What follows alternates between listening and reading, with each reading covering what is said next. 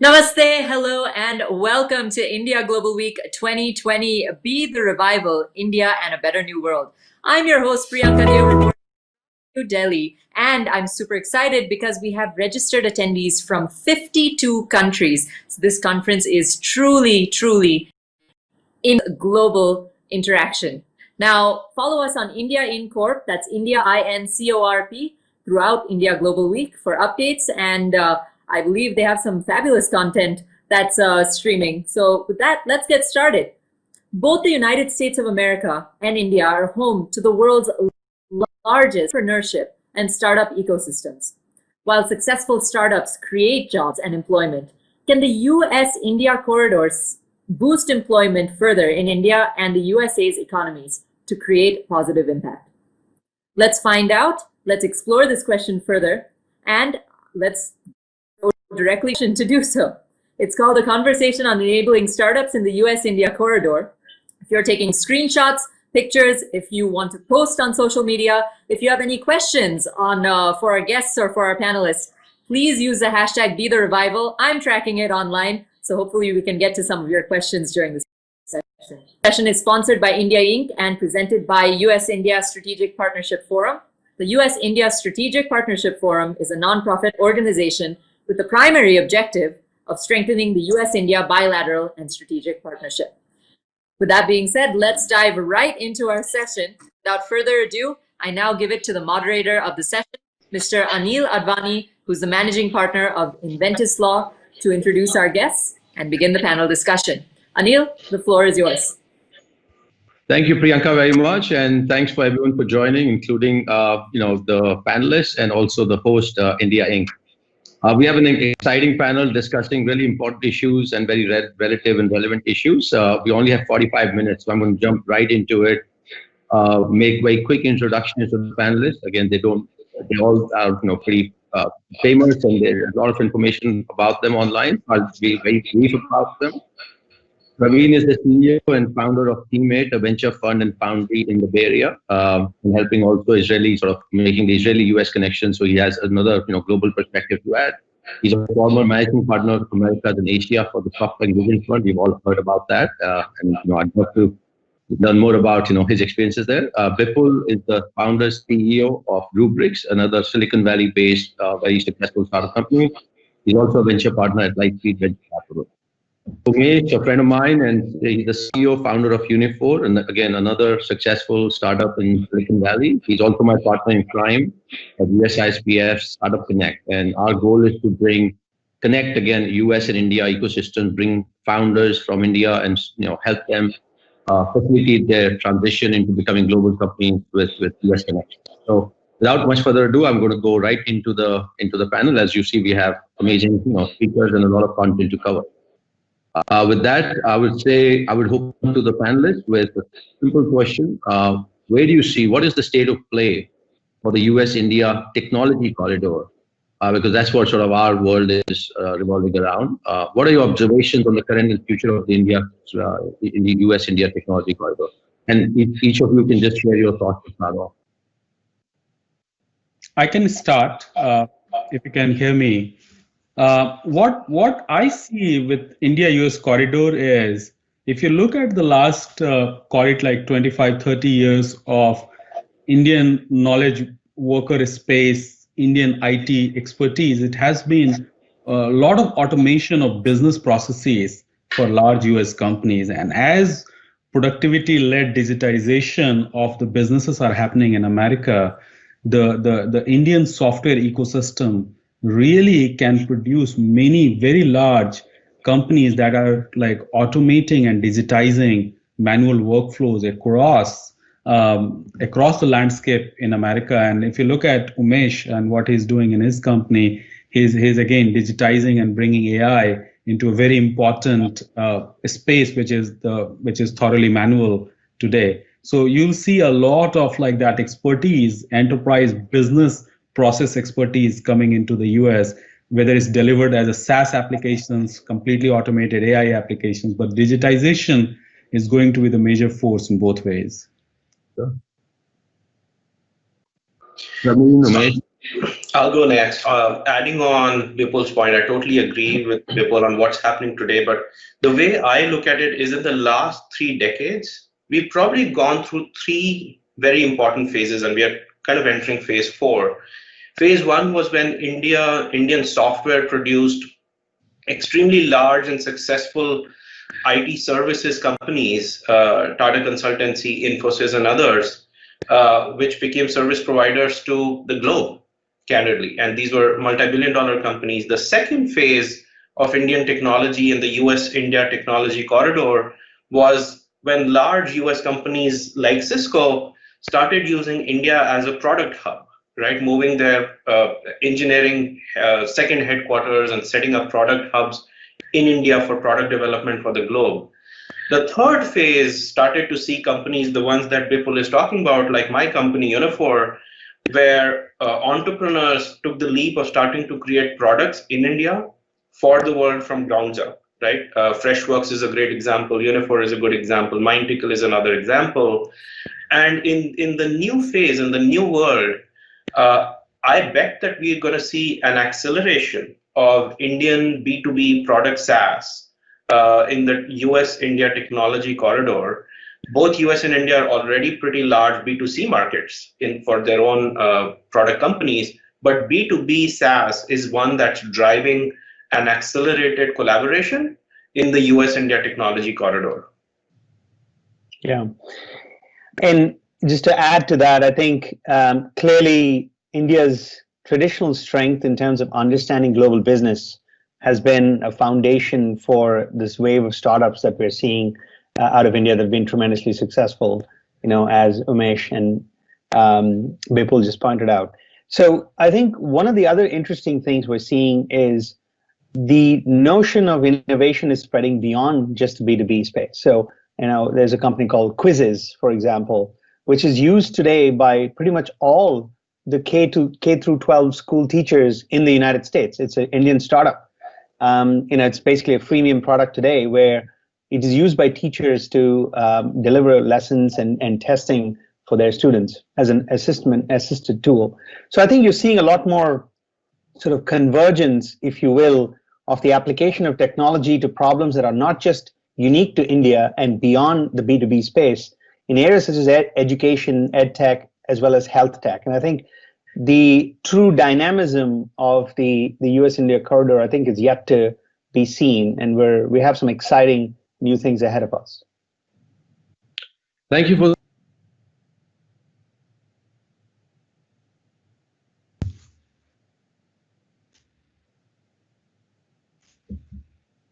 Did we lose Anil? Yeah, we might have a Possibly. bandwidth problem. Yes. This is the new world that we live in. Yeah. So while Anil, Maybe you can just kind of talk a little bit about sort of your experience kind of moving from India to US as we wait for Anil. Yep. Yes, absolutely.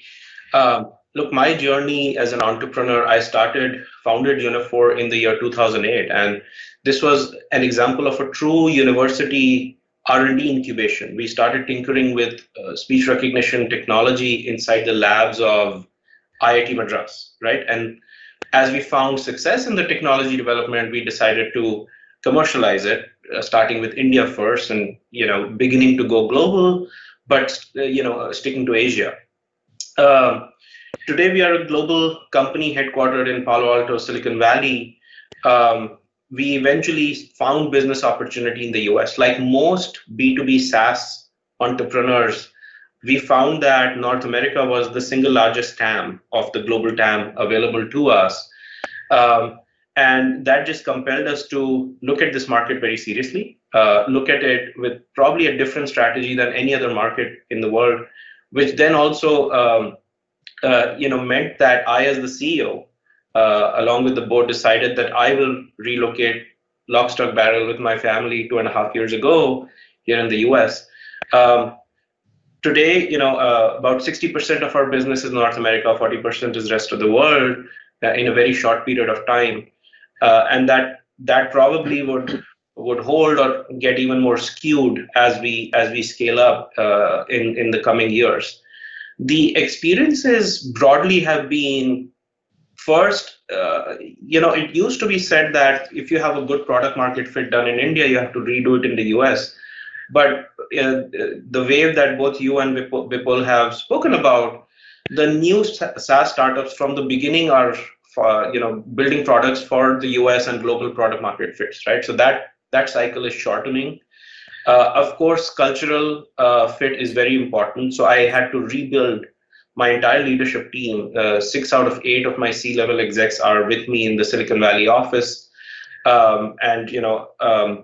We found that to be successful here in the US, we had to become a true US company to be successful here. So we kind of think global but act local in every country. So we have a strong local leader even outside of the US, but the global strategies are found here.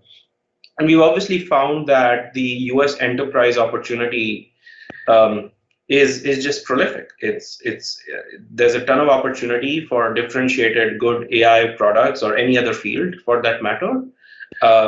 There's a reason why this is a very deep enterprise market. It's very interesting because. Now we lost Praveen. Go ahead, Anil. Sorry, I'm back. I don't know what happened, but yes. So I was saying I missed some part of it, Umesh, but I understand what sort of the theme of it, and we all obviously are in agreement, which is why we are here. We actually in our small firm, we represent hundreds and hundreds of startup founders, technology companies looking to come over to the US. And I'm sure each of you is also talking to founders that are introduced and looking to make the move. What is the sort of, let's say, the top 3 things you would advise founders to do while they're in India? Let's say they build the product, they have tested it out, they have some customers. What are the top 3 things that they can do while they're sitting in India to prepare for both mentally, physically, emotionally? I say that most of the founders that don't make the move early on are basically because of laziness. They have to do the laundry, all of the personal stuff. So what are the top 3 things that from your experience, Umesh, you can share in terms of what you could have done better to prepare for this transition over? So Anil, the cool thing about doing a panel with 3 good friends is we tend to agree on everything. So I'll try to dissent a little bit with you just to make this interesting. It took me 8 years in my startup for personally to make the move. And while I agree with you, I'm generally a lazy person in my life, tend to be very thoughtful before making big decisions. But this was one very deliberate. And I suspect most founders find themselves in this situation. I was fortunate to have John Chambers, former CEO of Cisco, as an investor board member before I made this move. And one of the things that I learned from him and in conversations with many others was that while US offers the biggest market opportunity for all of us in the B2B SaaS world, especially Indian entrepreneurs building product companies, but it is also the most competitive, right? This is the land of innovation. This is the Silicon Valley and Boston and New York. The world's best technologies and products are created here, especially companies in the US who understand the local market far more than anyone else coming from the outside. And so for us, it was important that we had a combination of 3 things. One, we said it's not enough to have a good product. It's very important to have a dramatically better product, at least in some categories, so that as we go into a new market where we are an unknown, untested brand initially, our product helps us win the market and the initial customers, right? So it is very important to have that sort of checklist. The second, we said, this is also going to be a market where we need to be prepared to invest a lot of capital fairly quickly to establish ourselves, establish the brand, win the first few customers. So to have enough sort of fuel in the tank. Now, the definition of what's enough capital, enough fuel in the tank to make this transition is different for each company. But we sort of said that not until we had raised our Series B round, we didn't feel we had that capability. While running the business in rest of the world, which was humming along, and be ready to invest in the US, we needed enough capital. And the third, in my case, which Bipul would agree with me, having a mentor, in our case, a board member like John Chambers, became a great sort of safety net for the CEO of a running company to move here It's a great support system that the Silicon Valley particularly offers. And so step 3 on the checklist for me would be find a mentor or an ecosystem to get associated with, where immediate support of what to do, what not to do, the playbook. Especially think about an entrepreneur's life. It's not just the business moving. What visa do you come on? How do you set up your subsidiary in the US? How do you start hiring the first people? How do you go about selling the first few customers? Are there networks that can help you do that, right? So having a support system, either in an individual or an organization, is important. So to summarize quickly, having enough capital, making sure in some product category there's a dramatic differentiation on the product, and then an ecosystem support are sort of the 3 things, and then overcome the personal laziness for sure. So thanks, Umesh. That's very helpful. And so I guess you're saying when you're building the product, while you're sitting in India, start thinking about the product for the US and global markets, right? Start building ground up for the global markets with that vision in mind. Yes. That's great. Bipul, do you have any other, you've also made the transition. So do you have any other suggestions? And feel free to disagree with Umesh. And obviously not everyone can afford to have John Chambers as the initial sort of advisor angel. So for the founders who you are mentoring, what are the other suggestions, thoughts, inputs you can provide for the transition, facilitating the smooth transition? In our case, we were in the US and we started the company in the US. We didn't do the India to US transition, but so you know how to do your laundry already. Yeah, I mean, getting used to all kinds of things before starting the company. But the model that I look at, and I was a venture capitalist in my previous life and did a lot of Israel investment in late 2000s. The model in Israel is a good template for Indian entrepreneurs, because if you look at the companies starting in Israel, what they do is they sell to some local businesses, but they aim at the US as the core market. And in terms of their thinking of product market fit, they're thinking about go-to-market strategy, they're thinking about sales and marketing strategies in terms of like how are they going to hire people, which are within the US there are different markets, which markets are early adopter markets versus late adopter markets. So they actually walk through the ecosystem to create a template, and then they execute with the founder CEO moving to the US and then creating the organizational pull. I mean, one thing that is interesting in B2B space is the cultural framework doesn't apply to the technology and the business process that you're trying to simplify. So the product, if you have a real product, this product is globally applicable with very little change. So if you have the right thinking in terms of go-to-market strategy in the US, and if you orient yourself truly from the early days that I'm going to take this product to global market, and particularly the US market. So you need to kind of think through sales and marketing, and you need some bit of an ecosystem, just like Umesh found in Mr. Chambers, who is obviously guru for all kinds of startups and go-to-market strategy. So you need to have that ecosystem with you, but the mentality has to be built wherever it is built, but sell in the global market. Let me ask a follow-up question, then I'll have Praveen chime in as well with his thoughts. But so product understood, right? You're sitting in India, you sort of start thinking about building the product, and it's sort of, it's pretty generic in terms of, building the engineering. But what about the sales cycles, right? I mean, I've heard founders talk about how, and Umesh touched upon it, it's very competitive. But have you perceived that because not being part of an old, boys club in the US, selling to enterprise, the way old school sort of, shake hands, golf club buddies, has that affected your business or your ability to scale? Do you see that as a challenge for Indian founders coming in? Umesh, your thoughts as well on the same issue? I mean, from my perspective, what is happening is that the CIO's world has completely transformed in the last 10 years, call it 15 years. They used to be the owner and manager of the infrastructure and applications. They are now becoming consumer of services, and their number one job is portfolio management and risk management. And every company around the world is exposed to competition and disruption. So now, unlike 10 years ago, where the business was mostly done on relationship and comfort, now the business is done on moving the agenda, digitization agenda forward. So if you have a value proposition that is actually makes a difference, whether it's in cost, is in their risk reduction, is in their top line and competitive posture, and just overall innovation. There's a lot more eagerness and a lot more risk.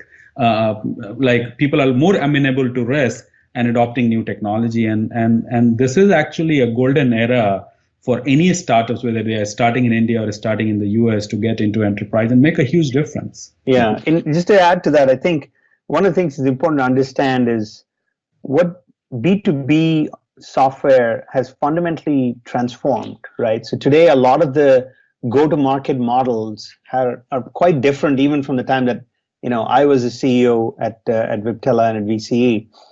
And one of the amazing things is that today, most of these software models are consumption-based. Consumers essentially are able to consume the software from wherever they are, right? So infrastructure is also normalized because you have AWS, Azure, Google Cloud, which are globally available. You could be in India essentially developing software for your customers. And as long as, the points that Umesh and Bipul made, which is you understand your customers, your ability to actually deliver the product to your customers and for them to be able to go and access it and consume it has fundamentally transformed. You're not, so you don't actually need the traditional sales machines anymore for a lot of the companies. You take a company like Postman, right? That is another example of a company that moved from India to the US and just had a very successful round. They are an API driven company. They're building a community, right? And for them, that community is global. So you have customers in the US, you have customers, in Israel, in Europe, all over the world, essentially using Postman as sort of their API hub in order for them to be able to build their software. So you have a category of products, in the software as a service platform where the go-to-market models are very dynamic. And so the old school way of selling enterprise software, you still need sort of the representatives to go out and establish the connections, but a significant amount of your go-to-market can be driven purely, from the cloud on a self-serve basis and based on community. So I think, the approach to how you build a go-to-market has evolved, and I think that's to the benefit of companies, such as Umesh's and others that are coming out of India. Thank you, Praveen. And I want to continue with sort of dialogue with you in case we lose you. Again, must be a Saratoga thing. So you also have a very unique perspective, having been a investor at SoftBank Vision Fund for Americas and Asia. You've seen entrepreneurs across the world, literally, and we try to be as blunt and forthright as you can be. How would you rank Indian entrepreneurs versus, I would say, US or even others in Asia, China, Singapore, other parts of Asia? How would you rank them, and what is the advice you would say that here are the things that you lack and here are the things you do really well, do more of that, and this is what these are the things that you can actually develop to compete with, the global sort of founders and companies that you're competing with? Sure. So Umesh, here's your report card. No, kidding aside, I don't find Indian entrepreneurs any different or any lesser than an entrepreneur over here in the US, right? So at SoftBank, we had a unique platform. We had the opportunity to work with entrepreneurs across the globe, including, in China, in India, here, Europe, Israel, and such like. And I think, entrepreneurs are always fundamentally driven by that core, desire to be able to kind of create something amazing for their customers. So they have an exceptional understanding of the customers and a very clear vision, which I find Indian entrepreneurs have as well. I think if there are areas where they need to continue to kind of focus on is really sort of that developing a very deep understanding of the way things are evolving. Bipul said this is a golden age for startups. One of the reasons why it is a golden age is because there's tremendous amount of disruption. Technology waves right now, transformations come in much shorter cycles. So the key for you as an entrepreneur, as a founder, is to be able to sort of be at that cutting edge. And the internet and all the technology we talked about allows us to do it. But so the most important thing I think is what we enjoy in the Silicon Valley here is the ability to kind of step out the door and talk to a Bipul Sinha, right? Who's a founder of a successful startup, who's invested in companies, who's an encyclopedia of how you build a great company. So if you're a startup founder, you just go approach him and he's open to be able to help you. I think you're building that community as well in India.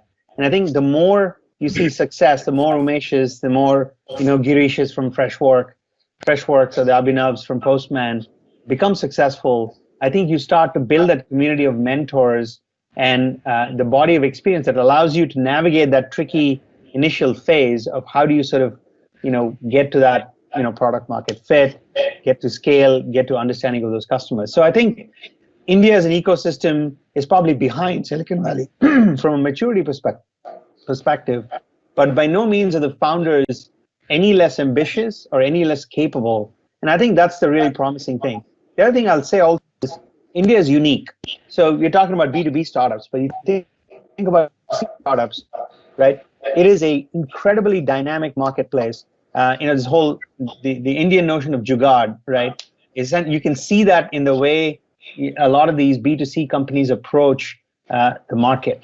And that's tremendous. That's innovation at a very grassroots level. So you have startups not just in our traditional space of health tech and B2B and such like. You have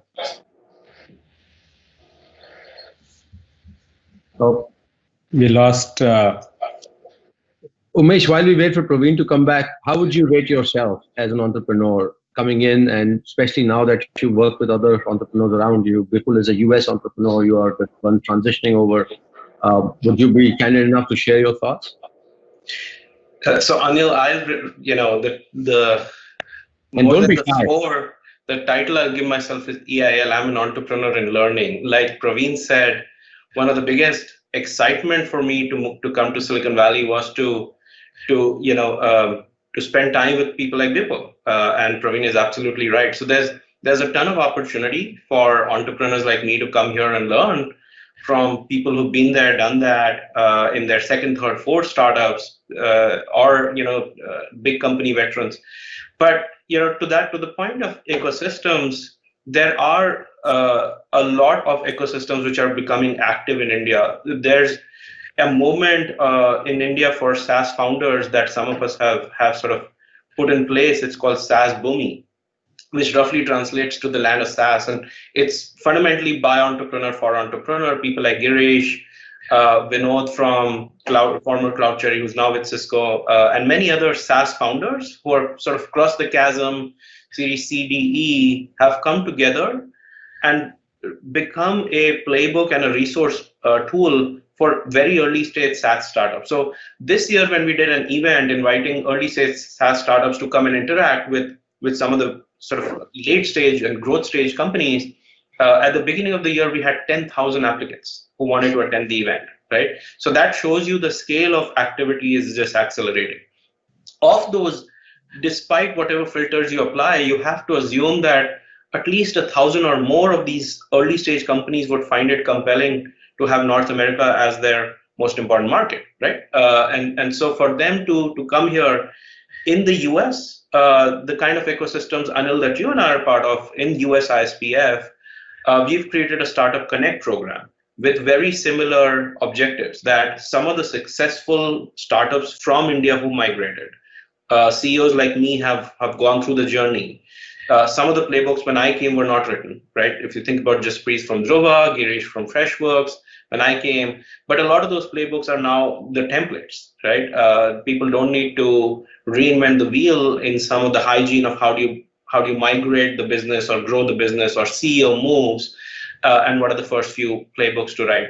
So the US Startup Connect ecosystem that we're creating here in the US is ready to sort of receive those entrepreneurs who are ready to migrate out of the SaaS Bhumi ecosystem in India, ready to scale beyond CDE rounds and scale up in the US, right?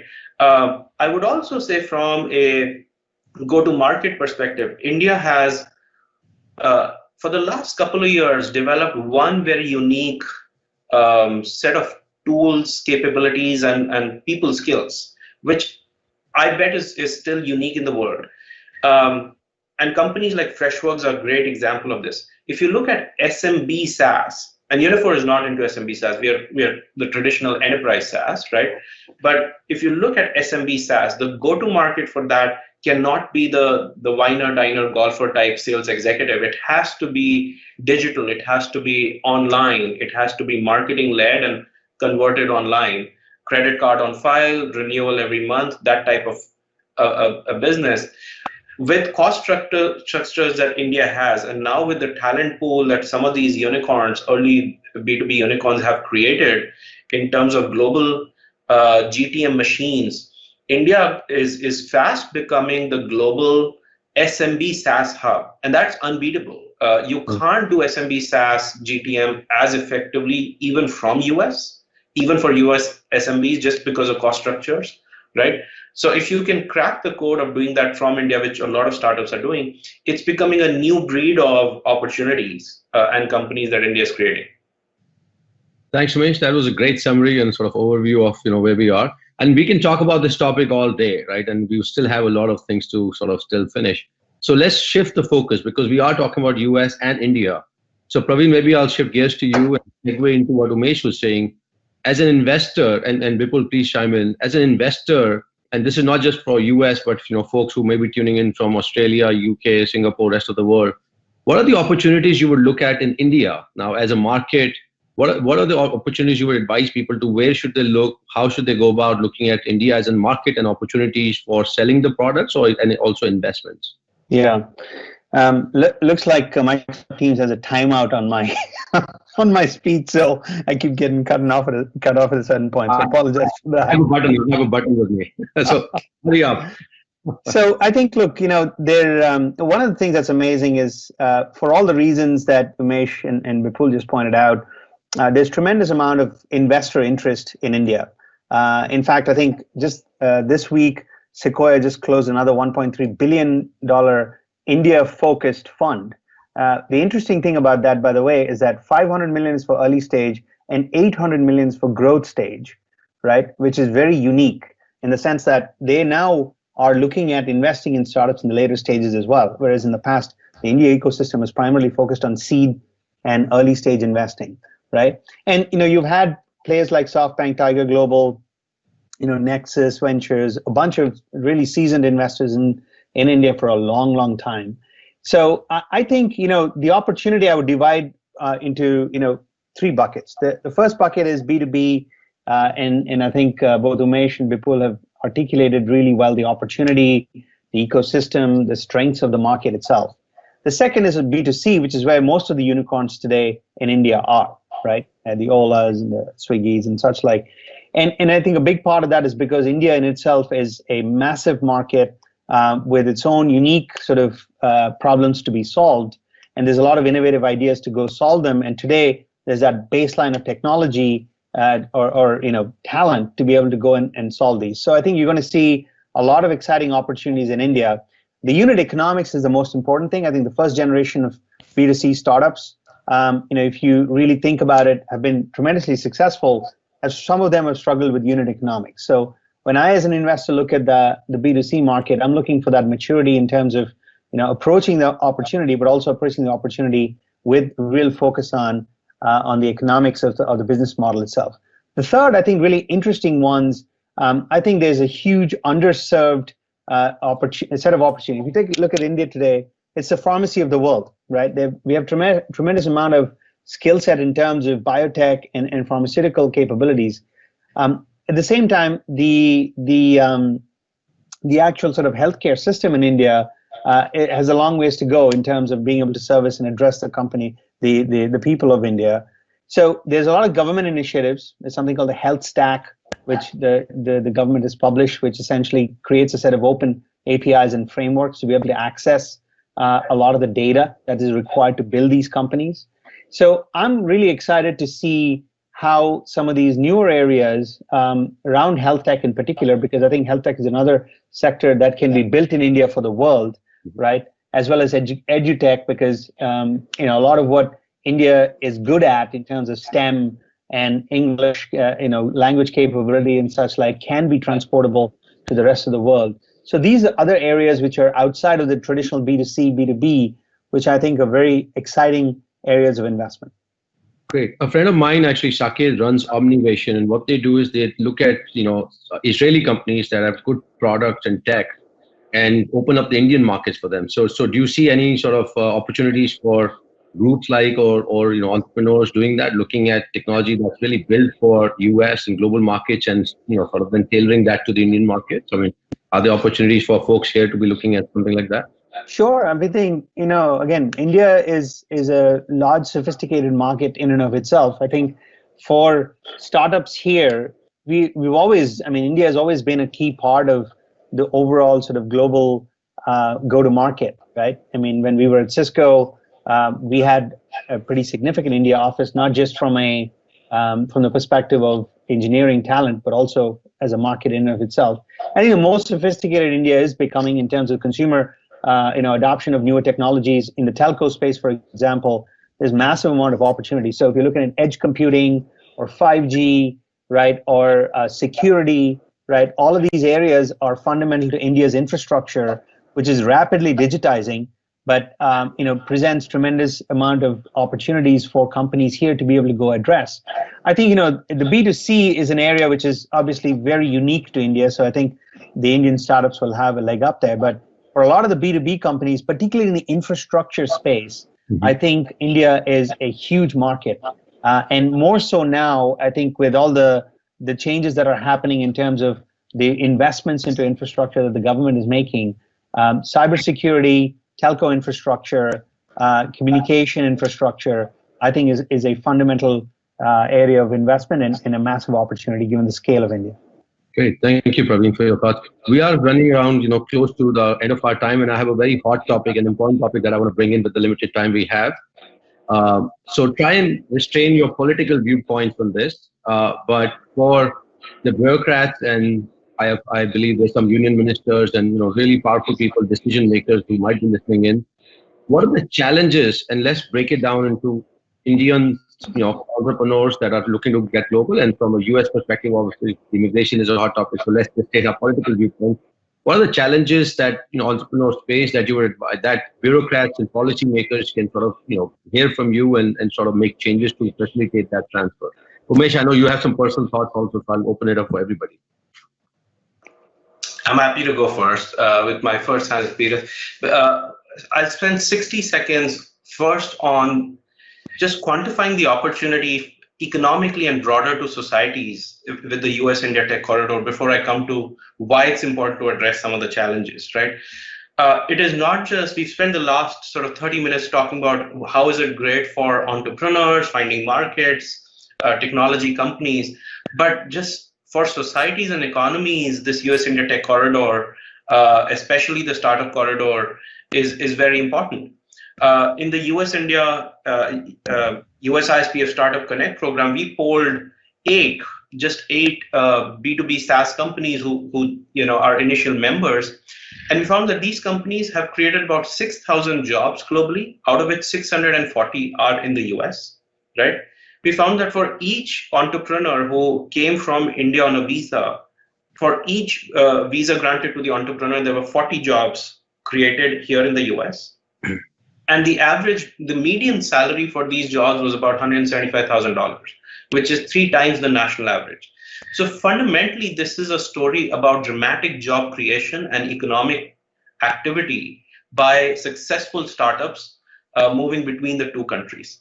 We also found that it is not a zero-sum game, right? So for every job that this startup had created in the US, there were 8 jobs that the startup had created back in India, right? So it is a total win-win-win overall from the US standpoint, from the Indian standpoint, and obviously creating value for the shareholders and employees and everything else, right? So the way I think about it is, imagine this number not being 8 companies, but 1,000 companies in the next 24 months, which is totally a dream that we can all think of achieving.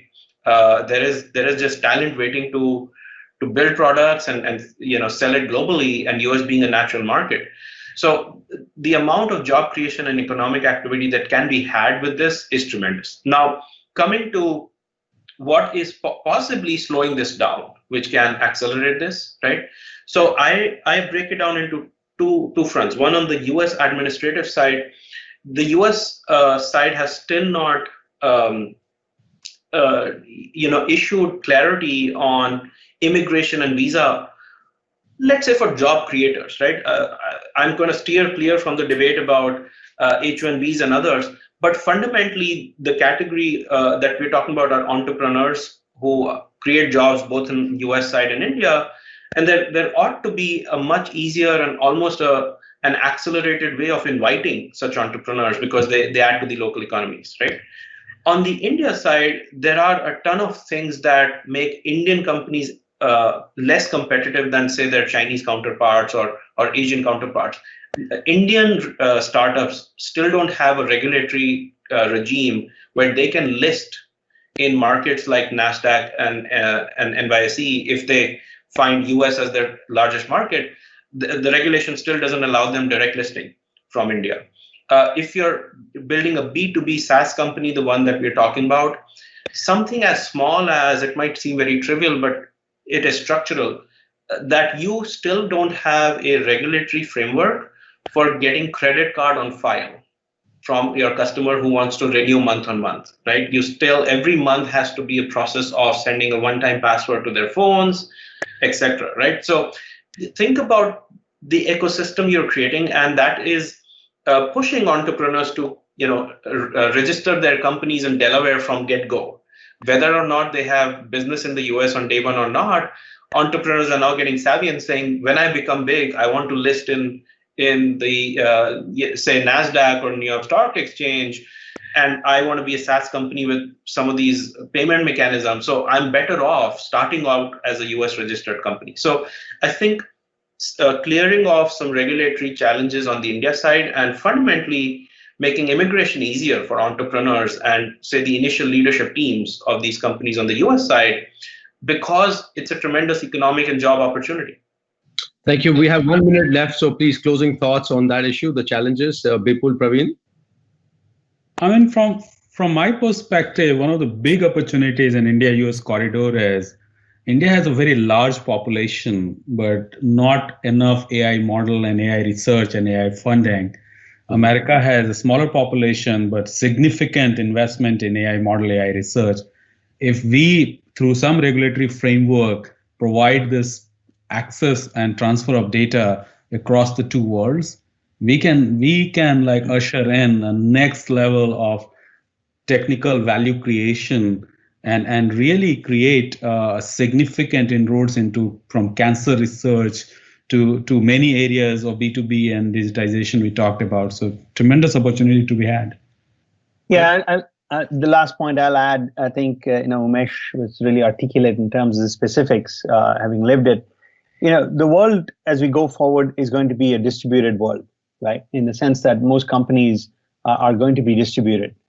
Today, most, with the advent of cloud, you don't really care where your workloads are running. I think similarly, you're going to have a lot of connectivity between US and India in terms of talent, in terms of businesses, in terms of go-to-market, in terms of capabilities.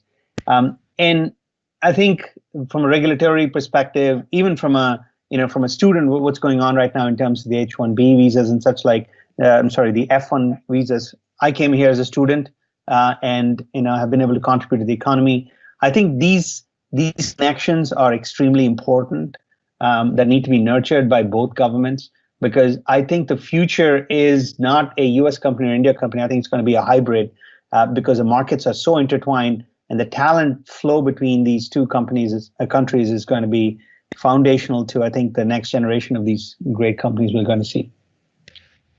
I want to close with thanking all of you. I can't imagine, right? We could have covered so much. We have, in the 45 minutes we've covered the whole landscape of what's happened in the last 10 years and also sort of the future. And Umesh, you'll love me for saying this. This is our theme at USISPF.